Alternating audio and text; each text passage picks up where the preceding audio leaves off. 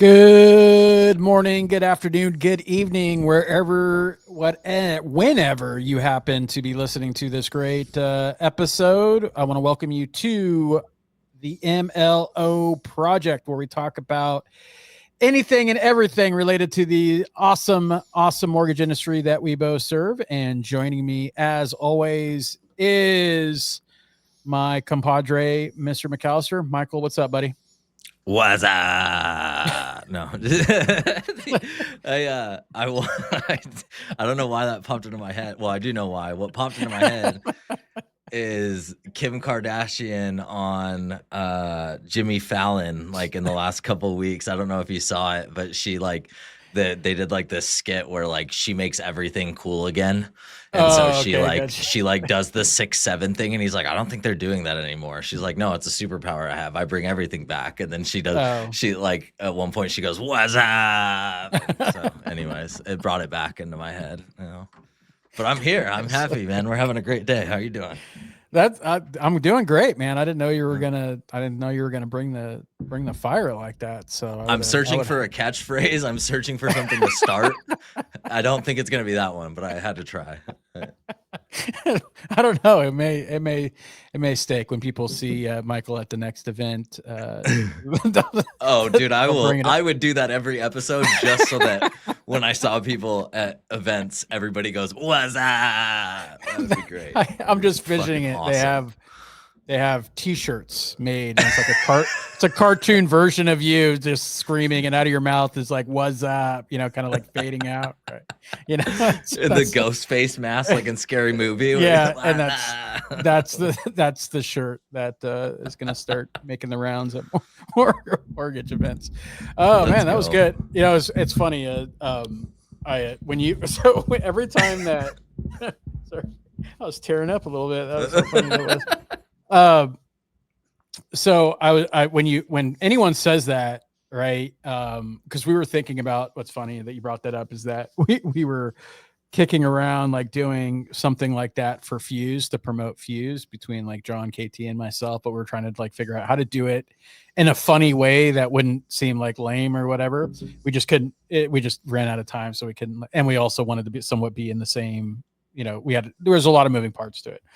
But every time I hear that, I think about The Office, right? And so that episode when Michael comes in and he's like, "What's up?" and they're like, "Oh yeah, it's funny," like, because it's like it is far, and that was a long time ago, and it was like it had far outlived its usefulness as far as like a joke. But whenever anyone says it, I just think about like the awkwardness of like someone trying to like restart that again, and like everyone's like, "Oh, all right,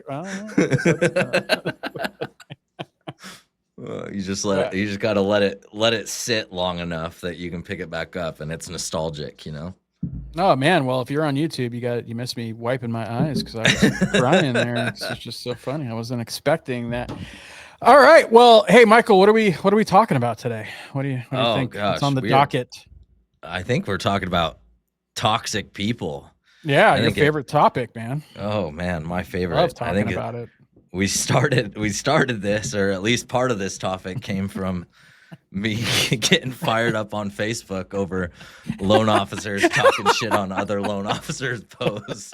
God, that makes me so mad, man. I see, like, and apparently we'll talk about that. Let's talk about that. Let's talk about that. Yeah. So apparently a lot of people agreed with it. I absolutely hate when I see a loan officer make some sort of business related post. Sometimes it's about a loan program. Sometimes it's about their recruiting offer or how good their tech is. And it seems like there's always that one guy that's like another loan officer that they're connected with in a completely different market. Like, it's like we all have loan officers we're connected with online. That's awesome. If I was a loan officer, I would be doing my best not to engage with other loan officers' social stuff, because I don't want to mess up their algorithm or my algorithm. Like, I need to be showing up in front of like my local audience, right? But it always seems to be that one guy that will jump in there and be like, "Oh, yeah, that's not how that loan program works," or worse, like, "Oh yeah, that loan program's been around for years. It's called this." Or when it comes to recruiting, like, "Oh, agree to disagree, and like nobody gives a shit what you think, dude. It's somebody Yeah. else's marketing post. Like if you're a friend, a buddy, an acquaintance, if you think that you're adding some sort of value, like don't say anything. If you have to say something, send a message to them, but even then it's probably going to feel stupid to send the message, which is why you don't send the message in the first place, which means just keep fucking scrolling and don't say anything. So yeah, that I was fired up when I posted about it a couple weeks ago. Somebody and I got, it was probably like one of my most engaged with posts all year, because I think a lot of people agree with that shit. That shit has got to stop. Sorry, I was trying to look for the Boom. post that. Oh, did you find it? No, I Oh. did. Facebook sucks to find old shit. Like, but I was just trying to find it because again, I just want to kind of relive the fun. But dude, no, I agree because like look, look, it's a fine line sometimes. Sometimes you want to, you're having fun or whatever. Like, so for example, and I talk because like so nobody talks more shit online about Luke than I do, right? Like there's nobody that does it more than I do, right? But I pick my spots, right? Like, so like if he's really promoting something and I could tell, like, I don't fuck around with like his business stuff, right? Now, some business posts, I will post something on there, but it helps with engagement, right? It doesn't like, 100%. and It's by now different people know, between vendors and between yeah, marketers than it is yeah. between loan officers. But even so though, like still colleagues and still like in the same, whatever. But like, here's the thing is, if it's simply like they're posting about something and one thing you kind of you go between two worlds right here, or two school of thought, train of thought, whatever, is that you're either, if you post anything on social, you're inviting discussion, right? Like, so that's just like the thing. But also there's times when you're like posting something online as more of like, hey, this is what's going on, and then which is inviting discussion. But it's when you go off script and bring in shit like this has nothing to do with anything, or you're saying, well, agree to disagree that. And because like I remember the post, and once you told me it and I looked and I'm like, that doesn't even make sense to the and here's the thing, and it happens to mine all the time, and you know who you are, who I'm referencing now, I'm not going to mention the name. But he does, and I like, it's not, he's not like a bad dude or anything. So like, he's actually a decent dude. But like, I will post things, and I know that this guy will post something on there, right? A different take, um, sometimes it's like I'm like, Fucking dude, you got. Hammer. Are you talking about Hammer? No, I'm not talking about Hammer. I'm not talking about Hammer because I would easily mention Hammer's name, like no problem. But Oh, yeah, I would no problem mention Hammer's name.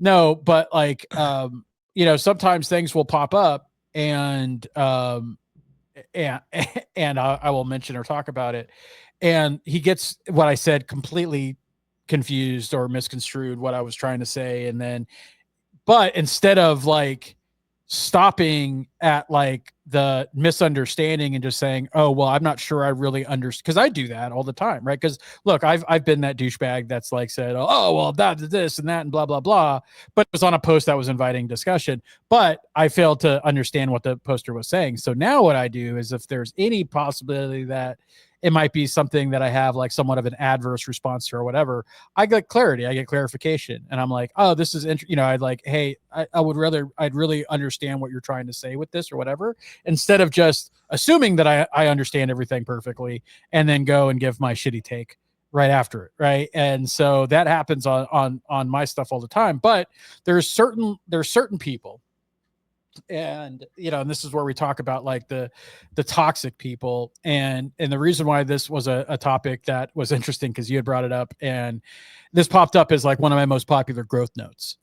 And because you know how like Spotify and Apple, they do like an end of year like stats for creators and mm-hmm. stuff like that. So I was getting my stats from both, and so the toxic people, removing toxic people from your life, was like my number one growth notes episode.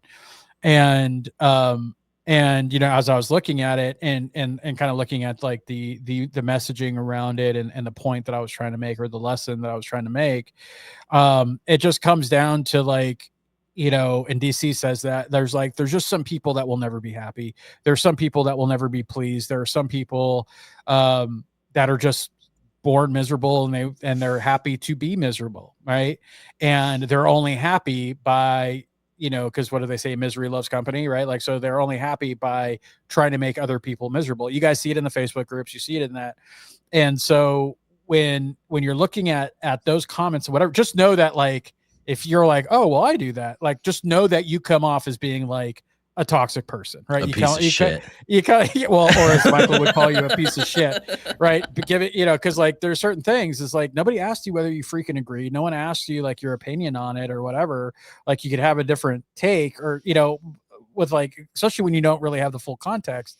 And so the reason why this one came up is because when Michael pointed it to me and I saw it, I was reading, I'm like, man, that doesn't even make any sense, right? And like, why? So it's like, it's just, the point is like that because in the same breath, that same toxic person will be complaining in a Facebook group about, like, oh, the leads aren't calling back, or I don't have time to do, all that stuff. But you got time to be, an idiot in the comments on the Facebook group. But now all of a sudden your schedule's slammed, right? You're a little tight on time to do the shit in your business that you need to do, because you're, out there spreading your toxic shit all over the place.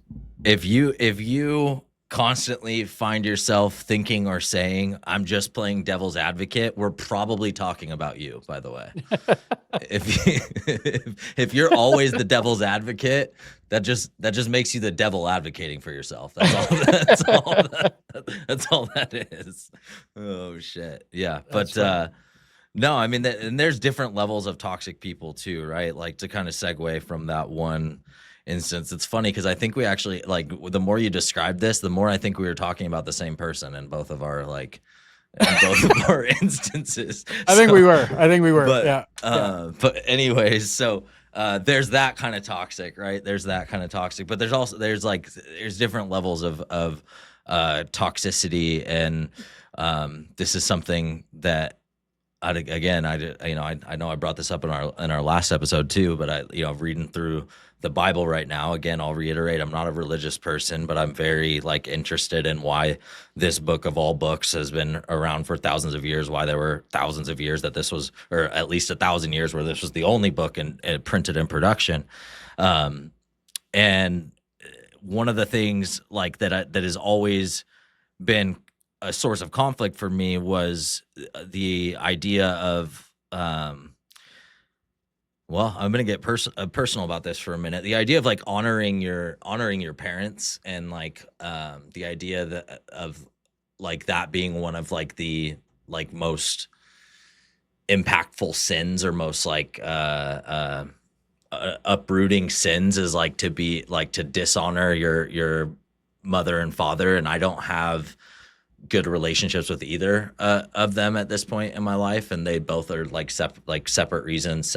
They're separated, and I just am kind of one of those estranged millennials at this point from their parents. And I've always, that's something that over the last few months, as I've been reading through the Bible, that I've been seeking for, looking for answers in, and I don't have the answer at all up to this point. But I do know that that even people sometimes the toxic people that you have to remove from your life are the people that are closest to you. And that that doesn't mean that you have to it doesn't mean you have to call them a piece of shit. It doesn't mean you have to start a fight about it or anything like that. But you have no idea how much the people closest to you impact the way that you think and the way that you look at the world, until you are willing to separate yourselves from those people. And I partly because of the way that I was raised, and my relationship with my mom, or lack thereof, when I was growing up, I have always been somebody that really challenged the assumption that you have to have a strong relationship with somebody because you're blood related to them. To me, it was people have to earn a spot in my life, just like I have to earn a spot in their life. And just because somebody is related to me doesn't automatically earn them a certain level of my time and respect and attention and yada yada. And I think that I know that there are a lot of people out there that don't feel that way, that haven't escaped from that, and there's probably people listening to this that are he's just wrong, and that's fine too.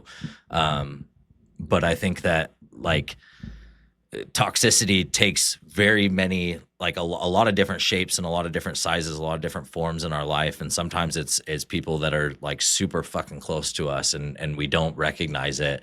And until we commit to removing that toxicity, I mean, I respect you. I know that we've talked about somebody before where it's like their social media posts are like a fucking train wreck, and like I continue to follow that person because I can't keep my eyes off of it. And you very early were like, oh yeah, no, I just don't follow that person anymore. I just don't like, I haven't seen anything of theirs in months because I just boom removed it like a cancer, just take it out, remove it. And sometimes you just got to do that, and it might not be somebody super close to you, but it very well could be. It very well could be somebody that would be a big change in your life. And depending on what type of goals you're trying to accomplish, what type of example you're trying to set for your kids, what type of life you're trying to live, like you might have to make some tough decisions around that. But that toxicity, it spreads. And it spreads quickly, and it spreads without you knowing. And so I'm very passionate about this subject. This is really important. The whole family thing is one that I get both sides to that, right? Because I think you always treat family a little bit differently. You give them a little bit more of a ladder, and a lot of it has to do with, obviously there's emotion and tied with that, and love, and a lot of things, but it also just depends, right, on like what that relationship looks like. So I have cut off a family member years ago when I first married my wife, because of something that no one really knows. I mean, like at the end of the day, like this doesn't really matter because people that know won't listen to this episode anyway. But but from like fuck them, but like I had a family member that was rude to my wife, right? And so when I tried to explain the situation, because I was unhappy about the way that they responded, I thought it was just lame, and it was just dumb shit in general, right? And so anyway, they kind of like doubled down on all that stuff. And I said, all right, well, we're not going to interact with you. I'm not going to, do that if you're going to be, stupid about it, especially when it's something stupid. Right. And they were in the wrong. So even though it's a family member that I loved growing up, like love and still love today, like that, don't mean when I say love, meaning like they were a very important person to me.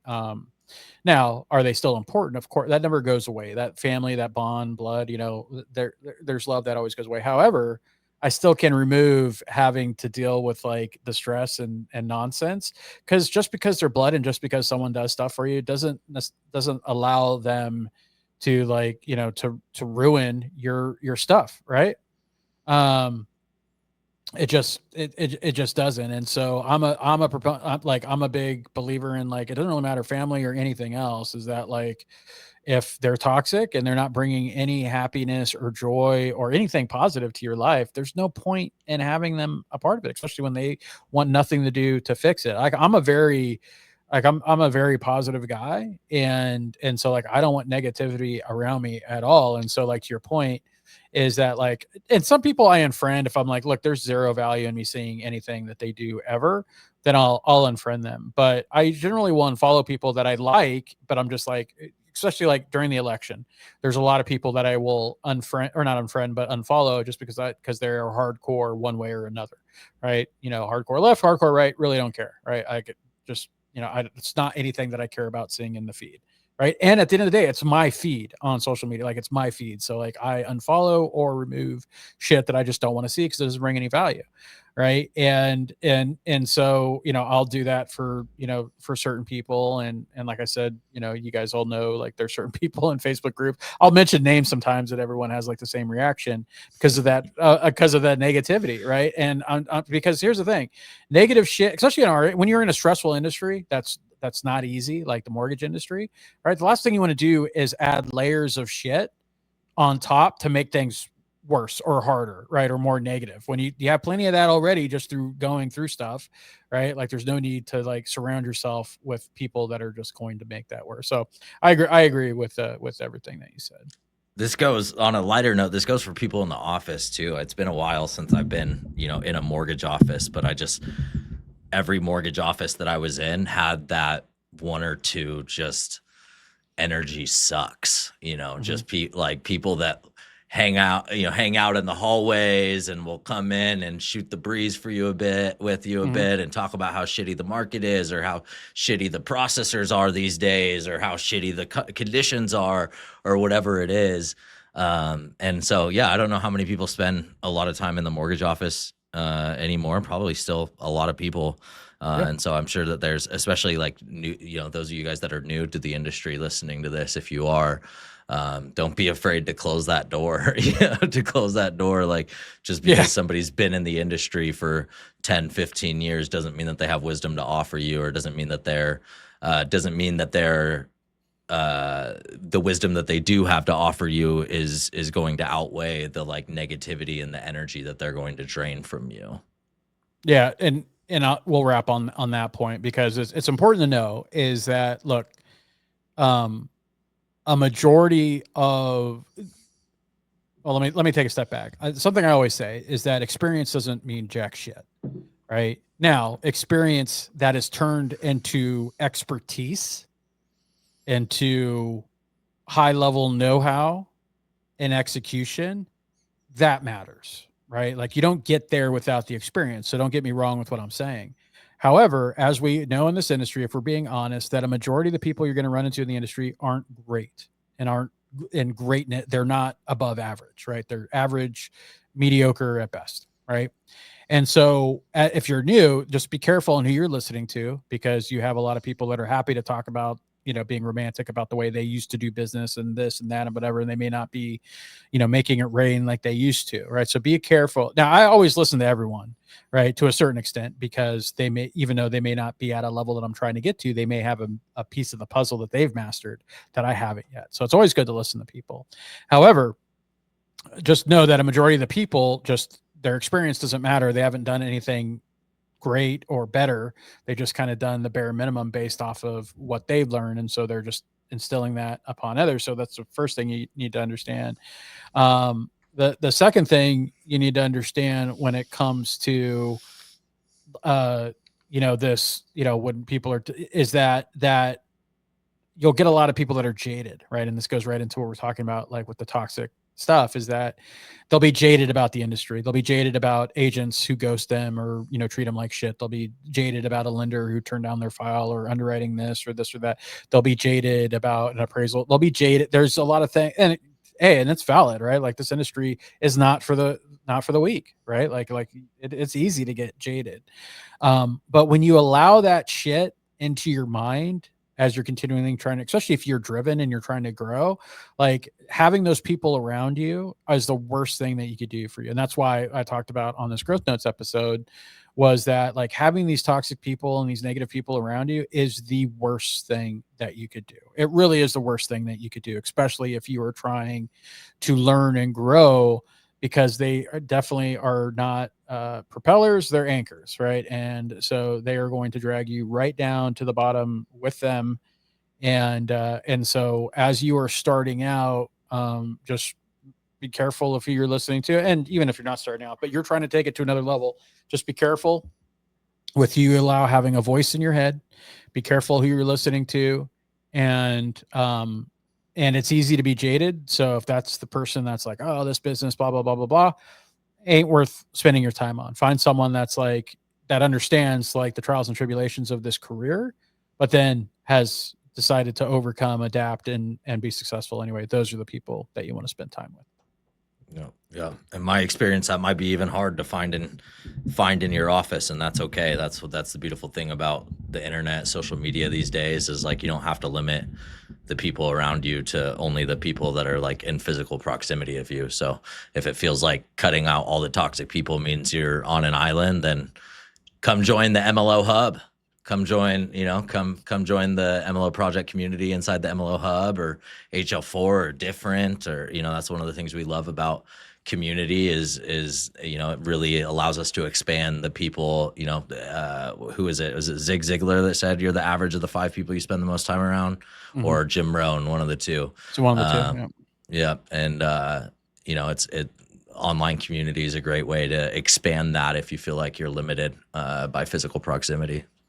Well, look at you putting that in there, laying that laying the groundwork for the promo there. Nice There little we go. softball. Dig it. Good segue.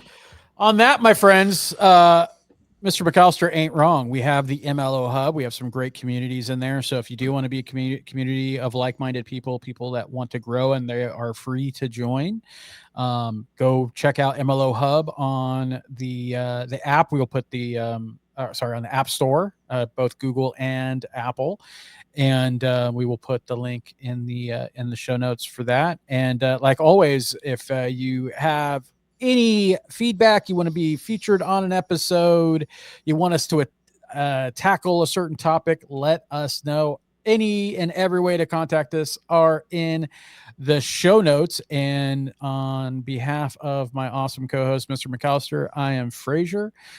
This episode is brought to you by HL4, MLO Hub, and Empower LO. And we will see you on the next episode. Take care.